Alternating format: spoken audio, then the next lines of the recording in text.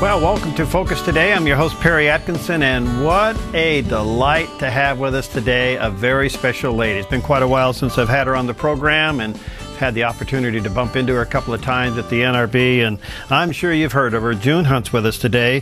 She's a Bible counselor. She's on over 1,000 radio stations. She writes books. She lectures. Overall, she's just a great lady, and what an opportunity to have her. June, delighted to have you back with us. How you doing, my friend? Well, love being with you. Thank you so very much. Well, you got two big topics to cover in a short amount of time. Anger and forgiveness. Wow. Well, when we do it big, we do it right. Okay. What made you select anger? It seems like we have a lot of it under the surface. Why is that the case?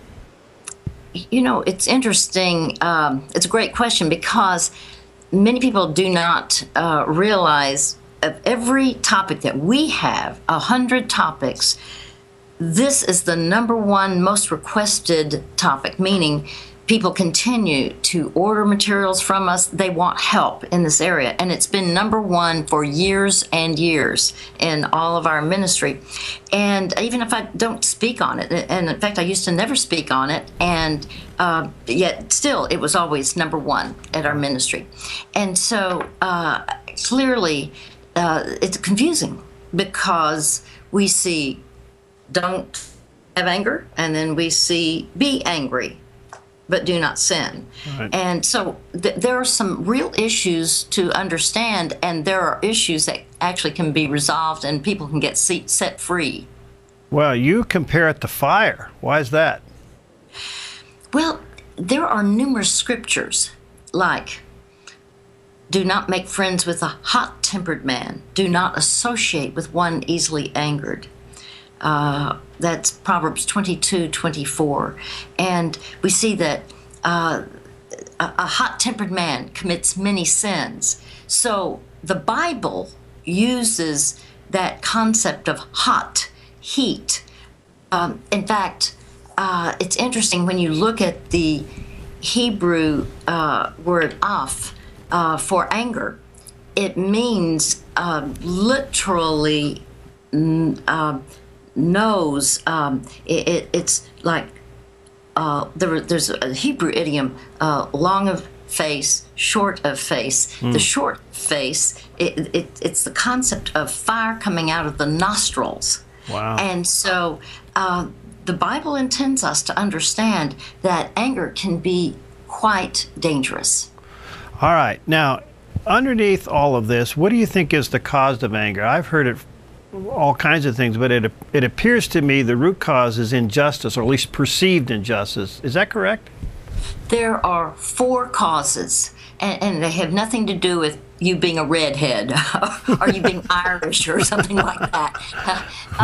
There are 4 causes. And by the way, anger is not the problem. Anger is just the symptom. It is a secondary cause to one of 4 causes.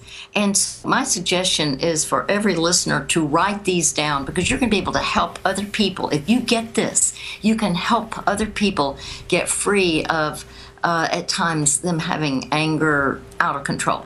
All right. The 4 causes are hurt, injustice, you're right about that, fear, and frustration. Hurt, injustice, fear, and frustration. But by the way, one time I had a dear friend who I sang for his wife's funeral. He had 2 young children, and he said to me, June, I just don't understand. I never go to the mall and pace. And he talked about going to Bloomingdale's, and he said, I was walking so hard. I don't understand. Why am I doing this? I don't normally have anger. So I explained there are 4 causes. And I said, in terms of hurt, do you believe that Beverly didn't try to live? She had liver cancer. He said, no, she fought with everything. Do you believe it was unjust that God took her and that it was unjust of him to do so? He said, no, I really trust God. I said, I didn't think it was those first 2, but I want to ask about these last 2. You now have 2 little ones, a little boy and a girl, and you're a can-do man. Are you afraid that you might not do well being both mom and dad? And he said, oh, yes, exactly. I have thought those exact words. I said, well, the good news is God never intended you to be a mom. You be the best dad you can be. Bring other women like aunts and sisters of yours or whatever around the children and let them nurture those kids. But you just be the best dad. I said, in terms of frustration, as a president of an ad agency, you fix all kinds of problems. You're a fixer. You fix everybody's problems. This is something you couldn't fix. He said, I know. He said, it has been so frustrating. He said, I just thought for sure I could find the right solution. We went all over the world, and they did. Wow. Well, I said, I think the cause of your anger is these two sources. The fact of feeling fear, which you don't need to fear, because he's a father to the fatherless and the motherless at times. In other words, he's going to be the provider and protector. And in terms of injustice, you're okay about that. You're not blaming God. In terms of frustration, this is where you yield your will to his will. And you say, Lord, I trust not only my life to you, I trust my future to you. Wow. And so allow him to be the God that he is in your life. Oh, June, that is so beautifully said. And what a great illustration. I can tell right now I'm going to run out of time on this, and I'm going to have you back. But how do you move that into forgiveness quickly? Sometimes anger is directed toward a person who has done injustice toward us. Okay, imagine right now, even you, imagine having around your neck a meat hook. Ooh. And we put a burlap bag on that meat hook, and there are a whole bunch of rocks. And I want you to imagine right now, Perry, the most difficult person in your entire life, the hardest person on you.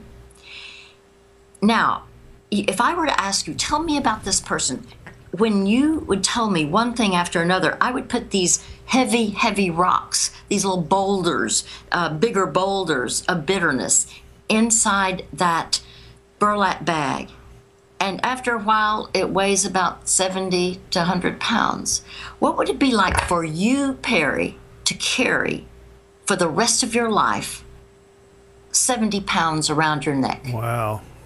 Extremely difficult. Could you run? No.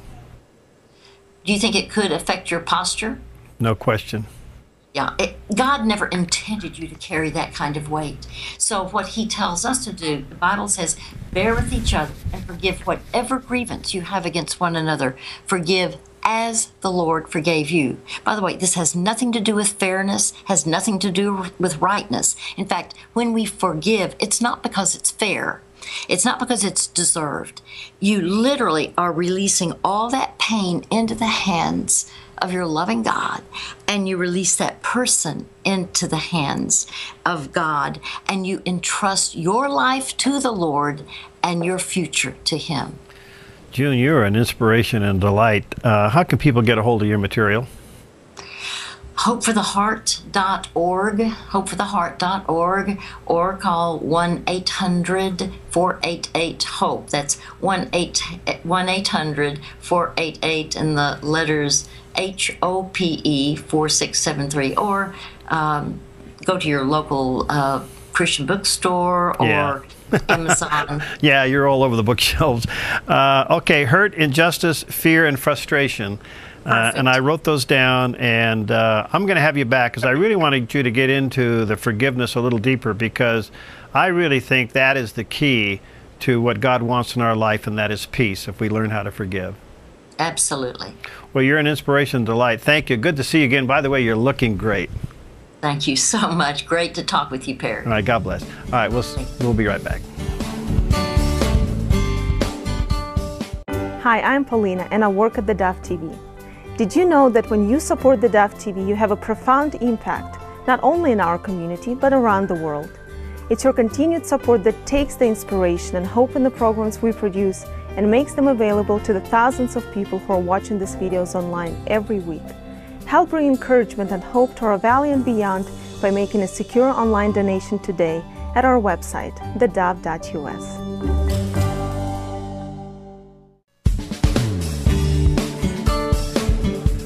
Okay, we're back, and really delighted to have back with us today. Brian Fisher is with us. He is the Director of Issues Analysis for Government and Public Policy at American Family Association. And he is a host of his own talk show, Focal Point. In fact, some people call him a natural-born talker. We call him friend. Hi, Brian. How are you, my friend? Good, Perry. How are you doing? Good, good. Well, listen, a lot to talk to you about, but I kind of want to get your take on what happened to Craig James over there at Fox Sports. Well, a lot of your listeners are probably going to be familiar with Craig James. He was on ESPN for years and years and years. Right. He had an outstanding college football career at SMU. He had a career in the NFL. And then he was a commentator, very well-liked commentator on ESPN on their college football broadcast. Very accomplished, very smooth, very articulate. His reviews were absolutely, without exception, stellar and positive. He took a hiatus from his broadcasting career in 2011 to run for the United States Senate. He was actually in the same primary that Ted Cruz won. Ted Cruz is now representing the state of Texas in the U.S. Senate, and Craig James was in that same primary. Of course, he lost that primary, and Fox Sports hired him to become a part of their broadcast team for their new Fox Sports network. And again, I just want to read, see if I can grab this real quickly, read what the Fox News hiring guy said, the executive director there. This is executive producer Mike Anastasio. This is what he said about Craig James when they hired him. He is a talented broadcaster who I've admired throughout his career. His knowledge of college football and the experience he brings as an analyst will be a tremendous asset to our coverage. So nothing but glowing words of admiration and so forth for his talent. Well, about a week after he was hired, I think actually a day after it was announced, someone sent a videotape to them of comments that he had made on the campaign trail in 2011 in which he had supported natural marriage. He'd supported the view that most Americans have, that marriage is the union of one man and one woman. And when this got to the executive staff at Fox News, they just practically had an aneurysm. They freaked out and they fired him immediately, basically accusing him of homophobia and bigotry. They said, look, that's not something he could say in our human resources department. We've got no place for that kind of homophobia on our broadcast team, and so he was summarily cashiered. So now it has become a firing offense, a fireable offense, at least in some sectors of American industry and society, to believe what most people believe, and certainly what most Christians in America believe, that marriage is a divinely ordained institution and consists of the union of one man and one woman. You now believe that, and you verbalize that, you could lose your job. All right, this sets up all kinds of things, Brian. It appears to me where I know that you're passionate about these issues like we are and most Americans. But what seems to be at stake here is freedom of religion. We can't even believe what we want to believe. Somehow that becomes an HR issue. Well, you know, it's interesting, Perry. You and I think we talked about that bakery there in Oregon and what happened to the baker. I mean, the state of Oregon went after them. The homosexual lobby went after them and put them out of business. And I think it's perceptive that you bring up the First Amendment because the Founding Fathers were eager to protect religious liberty. It's the very first liberty that they protected in the Bill of Rights. They got 10 things we're going to protect here in the Bill of Rights. The first thing that we want to look out for is the free exercise of religion. Now, that's beyond just religious belief. Mm-hmm. We are going to protect the right of Christians in America to exercise their faith. And another part of the First Amendment protects freedom of speech. So both of those rights belong to Craig James because he's an American citizen. He has the right to believe what he wants about religious values. He has the right to exercise those values in the way he conducts his life, and he has the right to speak to those values, proclaim them, and defend them without being punished and harassed or fired, and that's what's happened to him here. So, you know, you're right. When you've got the homosexual agenda now as basically taking precedence over the Constitution of the United States, Fox News willing to set aside the Constitution of the United States, the First Amendment to the Constitution, a classic American value, willing to set all of that aside in the interest of promoting and defending the homosexual agenda. All right, so how did Fox News justify this when those comments were not made under his employment on Fox? Well, and I don't know what Craig James is going to do, but he certainly has, you know, a reason to respond here, because Fox News, I mean, they really have no justification for this, because if you were to go to Fox News and look at their discrimination policy, their non-discrimination policy, I haven't gone and looked it up, but I will flat out guarantee you that there is a clause in there that prohibits Fox News, where they declare as a matter of policy, we will not discriminate against anybody based on their religion. Well, this is what they're doing to Craig James. They are discriminating against him. He's a strong believer in Christ. He believes what the Scripture teaches about human sexuality, what it teaches about marriage. And Fox News has fired him because of his religious convictions. Well, they have discriminated against him on the basis of his religion. And what it illustrates, Perry, is something that we've touched on before when we've talked, is that when it comes to the homosexual agenda and its conflict with religious liberty, this is really a zero-sum game.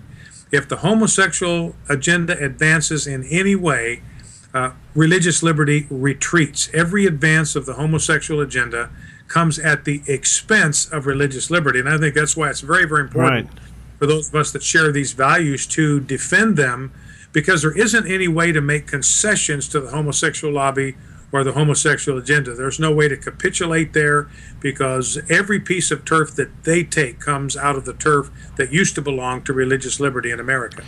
You know, Brian, there seems to be a little bit of a sidebar here, but there seems to be some hypocrisy on Fox, because the most profitable arm of Fox is the conservative news side, which espouses family values by most of their hosts, and most of their hosts express their religious views. But on the sports side, it's an offense to be fired over before you even open your mouth as an employee. I mean, that is the ultimate in hypocrisy, isn't it?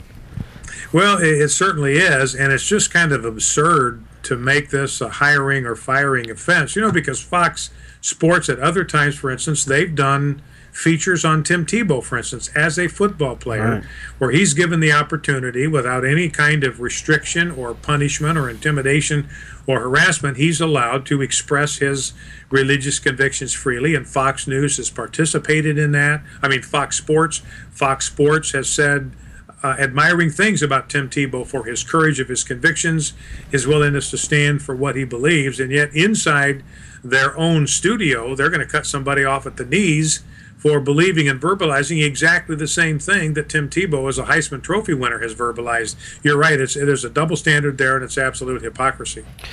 All right, so, by the way, today is Constitution Day. Our Constitution is 226 years old today.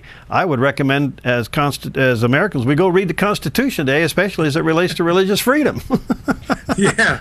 Well, you know, nobody in government is using the Constitution. Nobody in the Supreme Court is using it. We might as well make some use of it while we still have it. Well, that's a good point. All right, so, Brian, where is this going? Where is this attack on Christianity going in America? I mean, we are now... in fact, I heard the new head of the Southern Baptist Convention say that we're no longer, the Bible Belt's no longer what it used to be. We're not changing things. We're under attack. If we're not careful, we will be in retreat mode.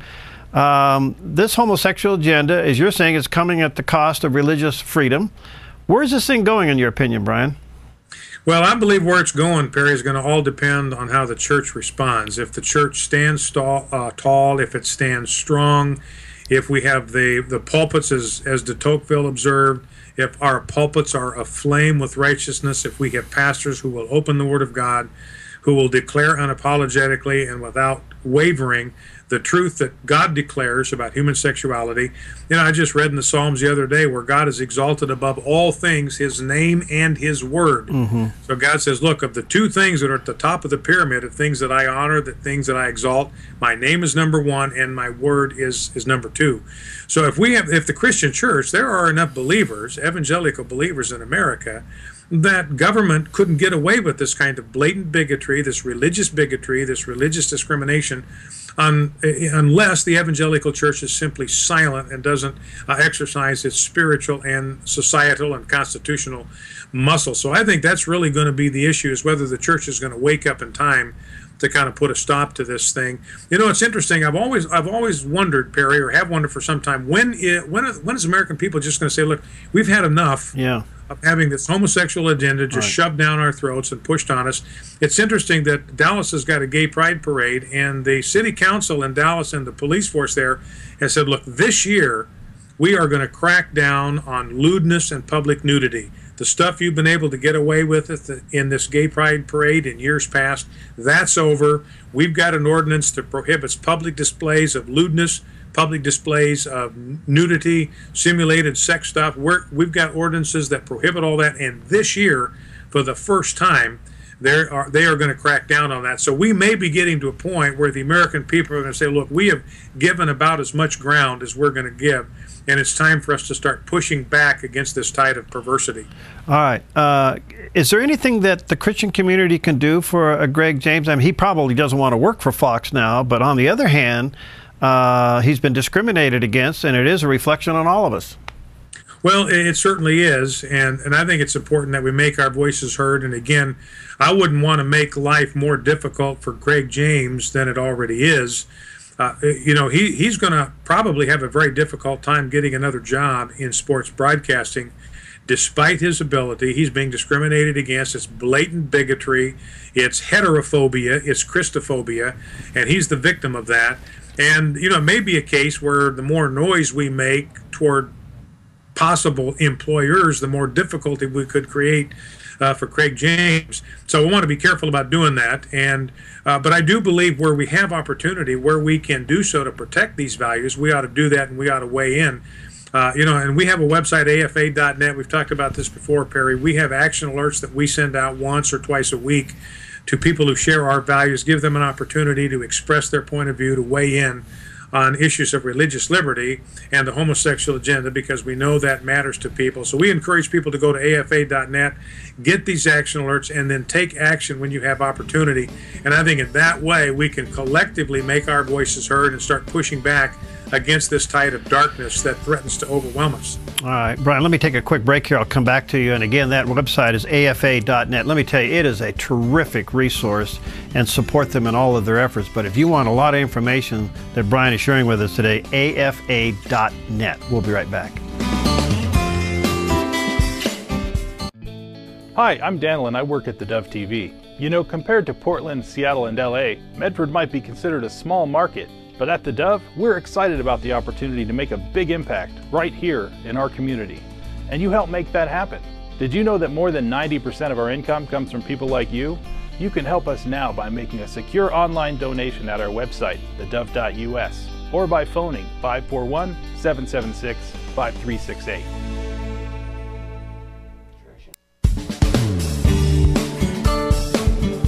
Well, we're back with Brian Fisher, and he's the Director of Issue Analysis for Government and Public Policy at American Family Association. And he also has his own national talk show, Focal Point, on the AFA radio network. You may want to check that out. And let me just give you that website again. It is really a terrific resource, afa.net, and sign up for their updates, because they'll come right to your computer. And I have to say, Brian, I use it a lot for my own show prep. Perfect. Hey, listen, I want to come back to this issue of the homosexual agenda as it relates to the church. Do you think we as Christians know how to push back on this issue without being seen as bigoted? Well, I think the reality is that we are not going to be able to control what other people say about us. And far too many Christians, far too many pastors have been intimidated by the simple reality that they know, Christians know, that if we speak out, if we declare our convictions on this, if we verbalize them, if we defend them, that we are going to be tagged as hateful, homophobic bigots. Now, we know that that's not true. We know that there's no truth to that whatsoever. We don't hate anybody. Right. We love everybody. We love homosexuals. We don't want to see anybody suffer what homosexuality and homosexual conduct does to people, the way it erodes their soul and spirit, the way it endangers their health. We don't want that for anybody. So we love them enough to tell them the truth about where the behavior that they're involved in is going to take them. So we know we do this out of love. We do this out of conviction. We don't hate anybody. And so it hurts when people falsely accuse you of being somebody that you are not. And that intimidates a lot of people into silence. You know, I've discovered, Perry, in talking with people that promote the homosexual agenda, is they cannot argue on the merits. That there's no way that they can argue for the homosexual agenda based on science or social research or biology or genetics or history or any of those things. And so very quickly they have to resort to name calling. And unfortunately, we don't like to be called names because we know it's not accurate. We know it's unfair. And so it tends to intimidate us. And so we retreat into silence. And so I think one of the things that's going to be important for us as Christians to do, and there are polite ways to do this in conversation. You know, we don't have to be angry. We don't have to be aggressive. We don't have to get up in anybody's face. You know, if the subject comes up in a conversation, we can say, look, you know, I'm hearing what you're saying, but, you know, I think there may be another way to look at it. Here's how I look at it as a Christian. Now, that may trigger some kind of firestorm, and at that point, I think it's important that we just hold our ground. You know, what the apostle said in Ephesians 6 is after we are to stand firm in the strength and the might of the Lord, and after we have done everything, we are to stand firm. So the idea there, what Christians need to learn to do, I believe, on marriage, on the sanctity of life, on homosexuality, we need to take our stand on the Word of God, plant our feet there, and then we're not going to let anybody knock us off our position. You know, you look at football coaches, offensive line coaches, I mean, they do a lot of work on footwork. You got to plant your feet if you're an offensive lineman. You got to plant your feet. You've got to dig in. You've got to hold your ground. You're going to get a lot of pressure coming against you to try to knock you off balance, to get you to retreat. You need to hold your ground, and I think we need to do the same thing. Because I think in time, we know that it's very much out there now in states who are approving same-sex marriages, and you know all the issues and you know the drill. But in time, I think it becomes a real opportunity to minister to the homosexuals. They will reach a point where they'll look for something else because they're not being fulfilled. Well, I agree. I mean, it's a dead-end street. You know, I read a sobering study just this morning, Perry, that according to the Centers for Disease Control, they're doing a study of males in America between the ages of 13 and 24. And you think about that. These are guys with their entire life in front of them, ages 13 to 24.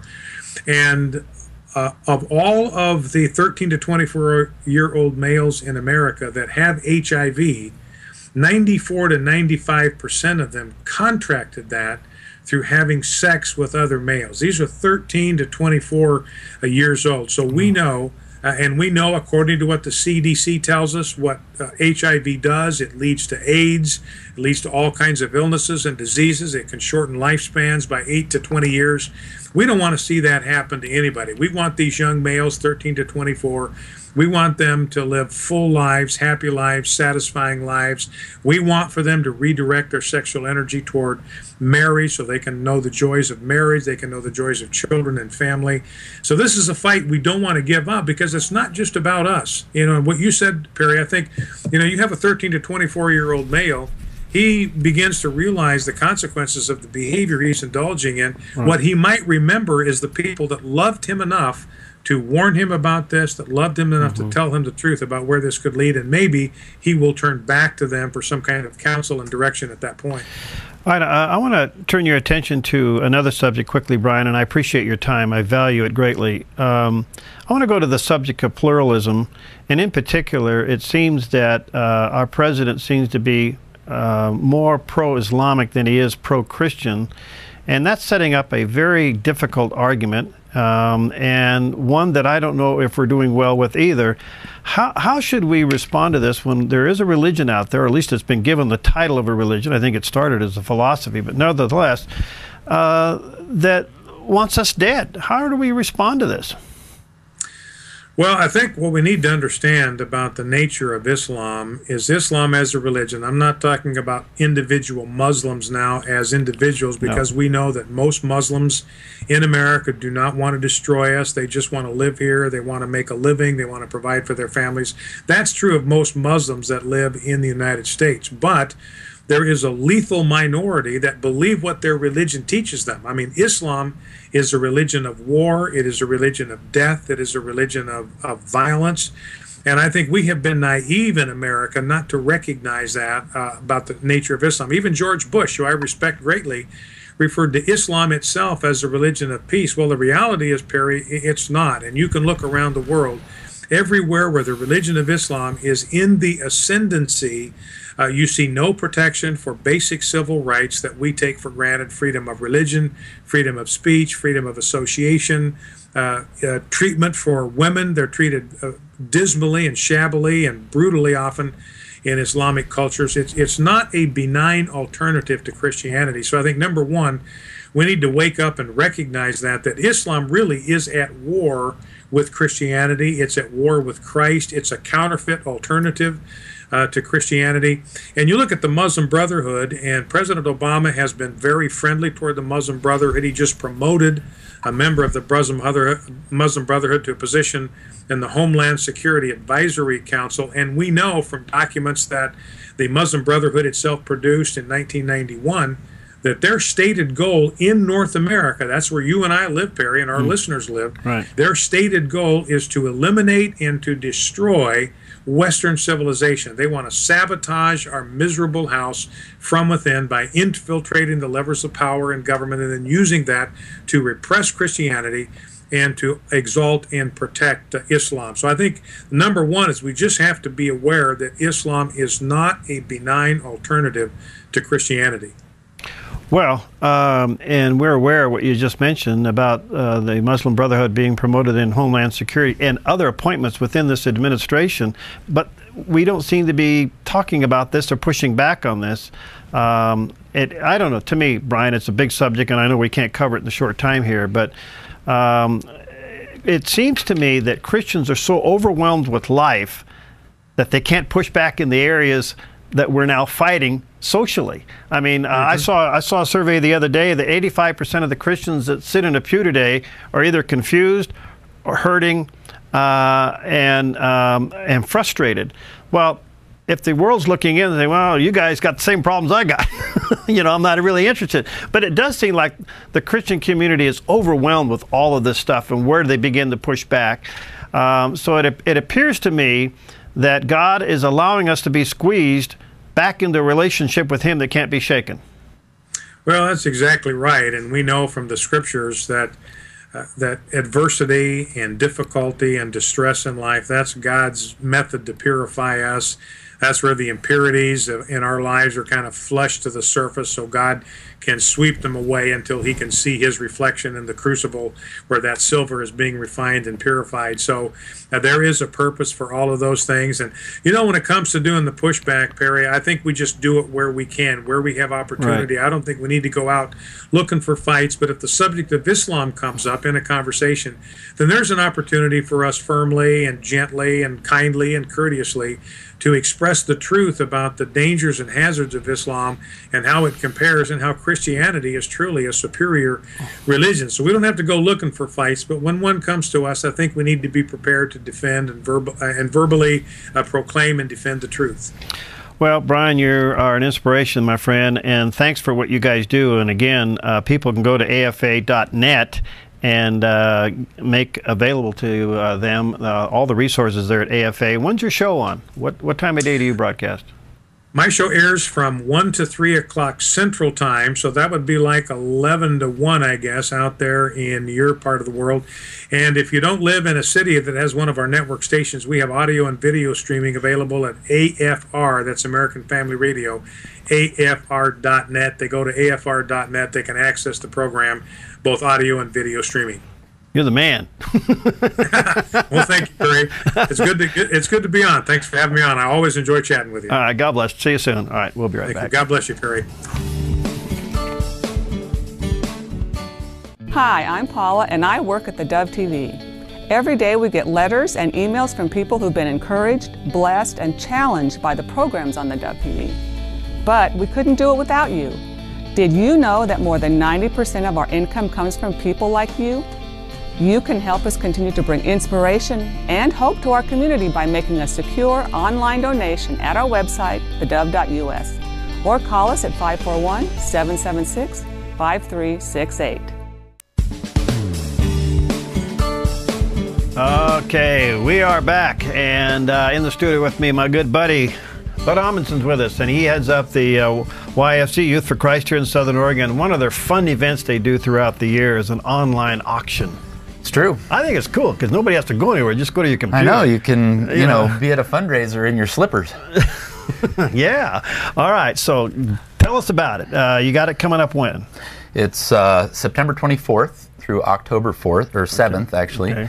And you know, the whole time you can go online and bid to your heart's content. Okay. And you got all kinds of sponsors. And yes, exactly right.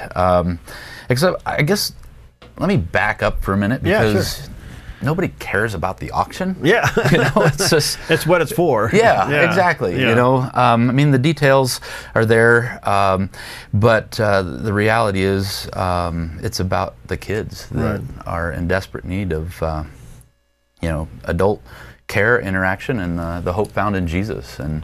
And you know, whether it's the kid, I mean, I just ran into this the other day, a kid quote from our new Point Break ministry, which is an on-campus, you know, it's really short story, help bring awareness to kids and bring kindness onto campus. Wow.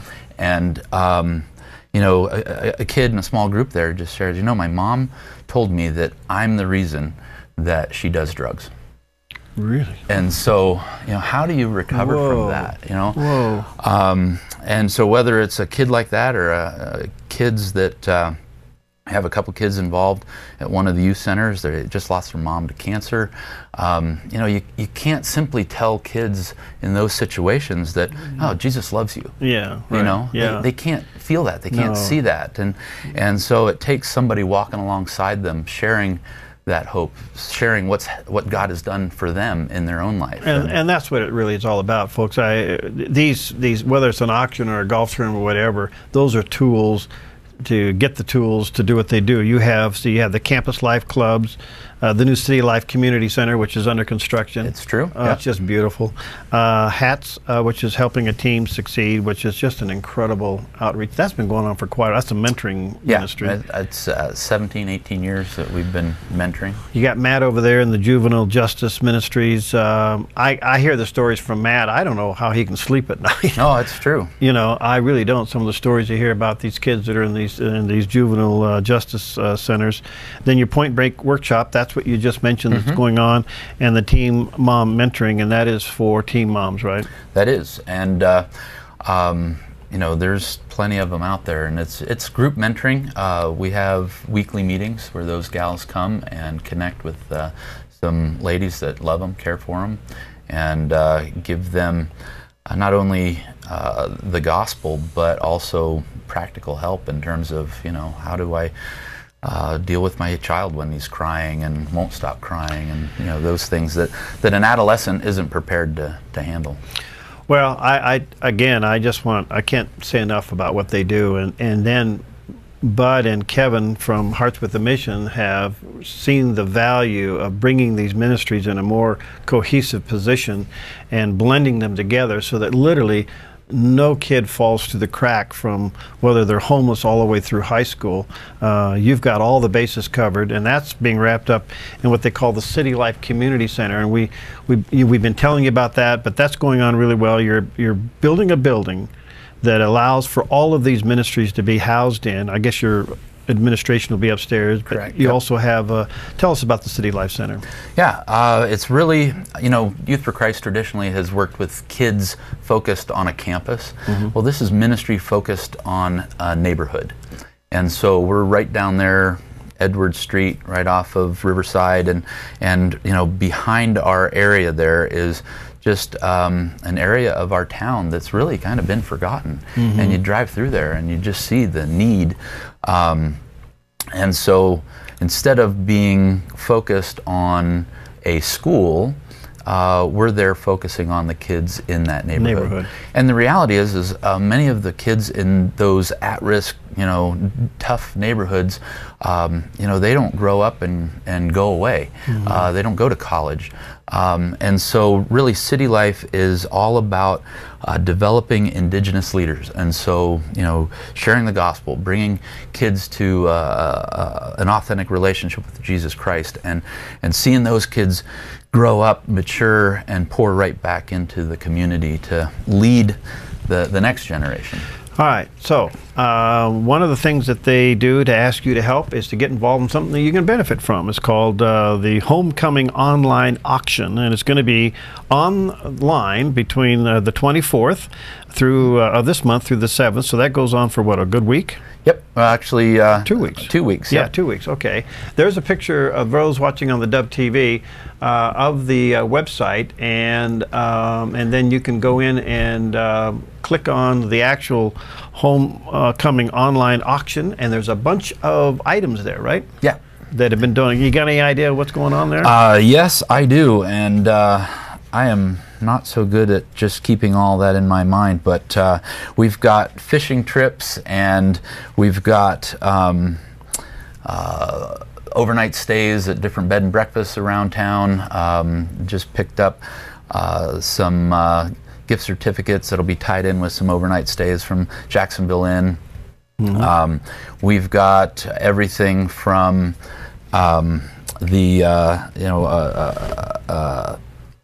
photo shoot for photos. We've got some artwork that's involved. Yeah, we've got a sewing machine and vacuum cleaner from the folks at Valley Sewing and Vacuum, and so yeah, there's kinds of things. Figaro's Pizza, a pizza a month for a year. Oh, all kinds. So how does this work now? You actually get in a bidding with people? Yeah. So is there a countdown on this? Is it last minute you run in there and wham? You can, yeah, exactly. You always try and snipe your bidding opponent there.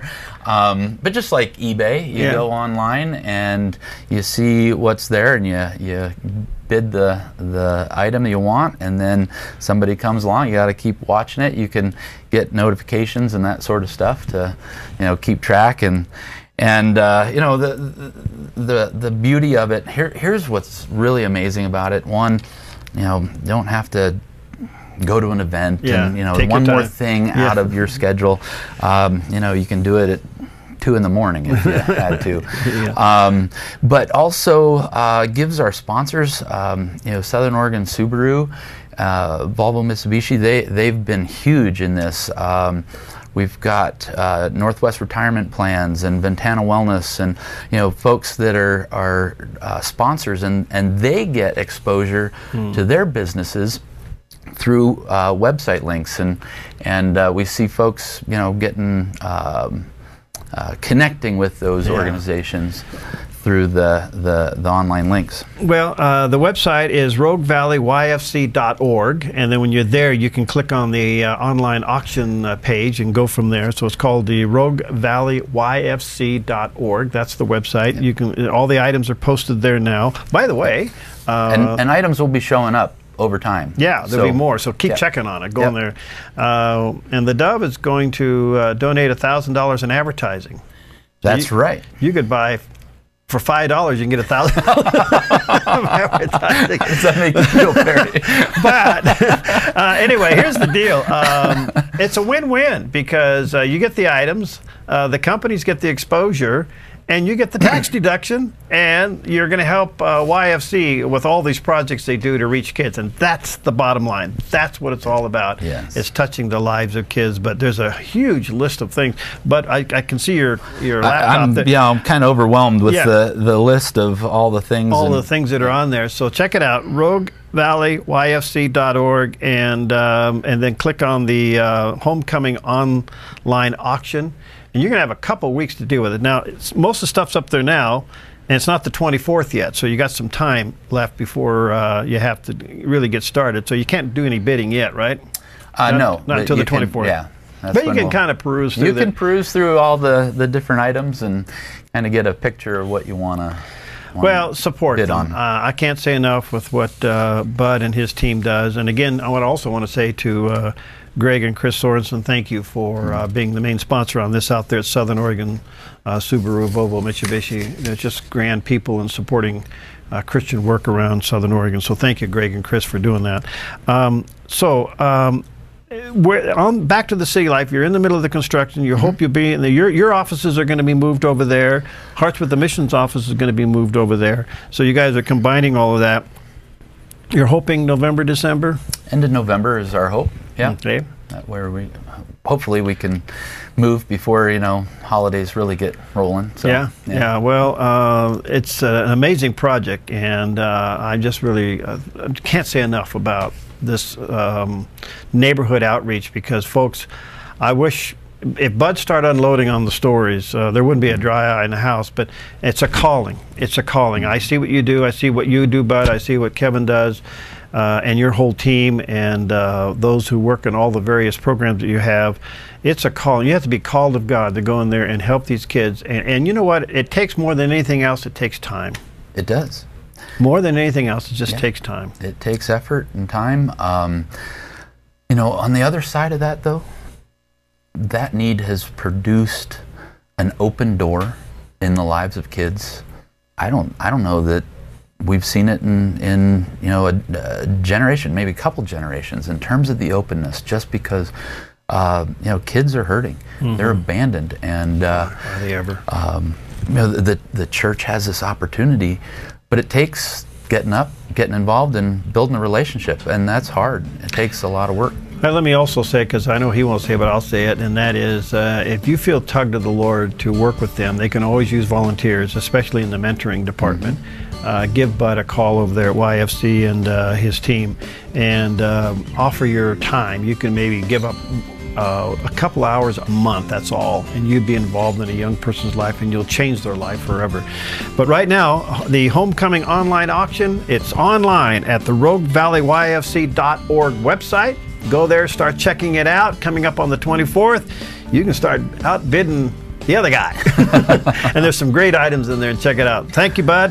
Thank you, Perry. Thanks for your partnership. I really appreciate it. RogueValleyYFC.org. Go there and click on the online auction and take a look at all the goodies and start bidding on the 24th. We'll see you next time on Focus Today. Hi, I'm Jim, and I work at theDove TV. Every weekday between 6 and 8 a.m., our award-winning news and sports team bring you the best morning show around. It's live, it's honest, and it's a whole lot of fun. And you help make it happen. Did you know that more than 90% of our income comes from people like you? You can help us continue to air local programs that share your voice by making a secure online donation at our website, thedove.us.